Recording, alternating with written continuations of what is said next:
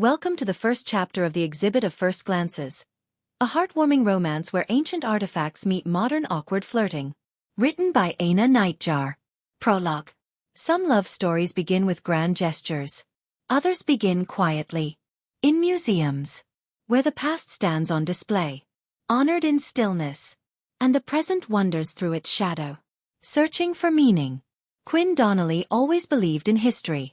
She just didn't expect hers to be written between Greek urns and prehistoric bones. And Nathaniel? He arrived like a question mark. Quiet, thoughtful and annoyingly well-dressed.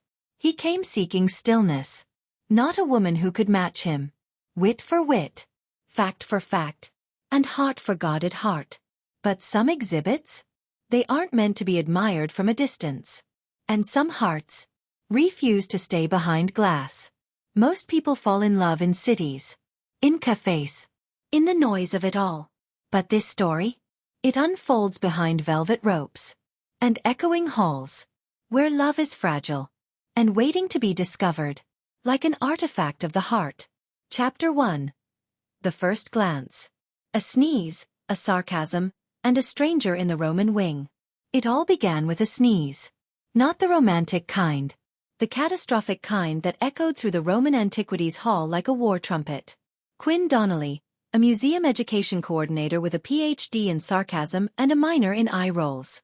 She had allergies, a sharp wit, and a deep-seated love for anything encased in glass and roped off from the general public. "Bless you," said a voice, flat but polite. "Thanks. It must be the dust from Caesar's sandals," she replied, blinking into the light. She turned. There he was, tall, annoyingly well-dressed, and staring at a bust of Marcus Aurelius like the emperor owed him a personal apology.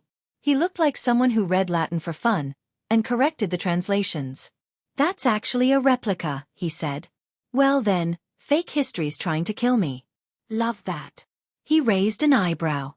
"You're not supposed to touch the exhibits with your nasal passages." "I'll keep that in mind next time I French kiss the Etruscan pottery." There was a pause. Then the faintest, slowest, most dignified smile ever attempted inside a museum. "Nathaniel," he said, offering a hand like he was still deciding whether handshakes were in vogue. "Quinn. You here to judge all the statues, or just Marcus?" "Only the ones that don't live up to their titles. He was called the Philosopher King, you know. And yet I'm the one philosophizing about nasal hygiene." They stood like that, orbiting around shared sarcasm. She noticed he didn't carry the usual tourist gear. No fanny pack, no oversized brochure, no visible selfie stick. Just a quiet confidence and a vague air of having walked out of a Jane Austen adaptation. They should have parted ways. But something about his faint British accent and the fact that he had somehow found a tweed jacket charming in 2025 intrigued her. And he clearly found her funny. Even if his smirk looked like it had a 5-minute delay. Their conversation wandered from Caesar's questionable haircut to whether medieval tapestries counted as gossip columns. "I work here," Quinn admitted. "Education programs. School tours. Random people who ask if the Rosetta Stone is a restaurant." "I'm here often," he said. "It's grounding." "Do you come to all the grounding places dressed like a high-end librarian?" He tilted his head. "Only when I expect to be verbally disarmed by a woman who speaks fluent sarcasm." They circled each other like polite academic sharks.